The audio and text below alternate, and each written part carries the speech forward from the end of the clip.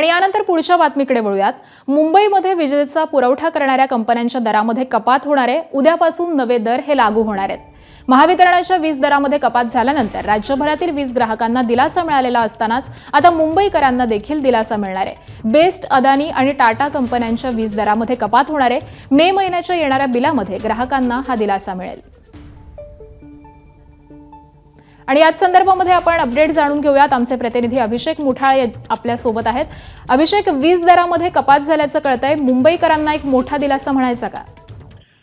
नक्कीच राज्य वीज नियामक आयोगाकडनं मार्च 2025 चा जो आदेश काढण्यात आलेला होता त्यानुसार जर का पाहायचं तर पुढील 5 वर्षासाठी जे वीज दर आहेत त्याच्यामध्ये आपल्याला कपात होताना पाहायला मिळालेली होती। आत्ताच नुकताच जो MERCनं एक निर्णय दिला आणि त्यानंतर महावितरणच्या वीज दरामध्ये देखील आपल्याला कपात झाल्याचं दिसलेलं होतं आणि त्यामुळे राज्यातल्या वीज ग्राहकांना देखील दिलासा यामधनं मिळताना दिसणार आहे, ज्यामध्ये मे महिन्याच्या बिलामध्ये आपल्याला यामध्ये कपात होताना दिसेल आणि त्याचप्रमाणे मुंबई आणि उपनगर ह्या विजेचा पुरवठा करणाऱ्या कंपन्यांच्या दरामध्ये देखील आपल्याला कपात होताना दिसणार आहे।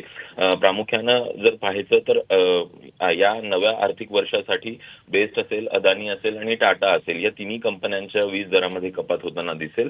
जवळपास 0 ते 100 पर्यंत जर का वीज युनिट असेल तर साधारणपणे 55 पैशांपर्यंतची वीज कपात ही आपल्याला होताना दिसणार आणि त्यामुळे एकूणच मोठा दिलासा हा सर्वसामान्य ग्राहकांना, वीज ग्राहकांना मिळताना दिसणार आहे।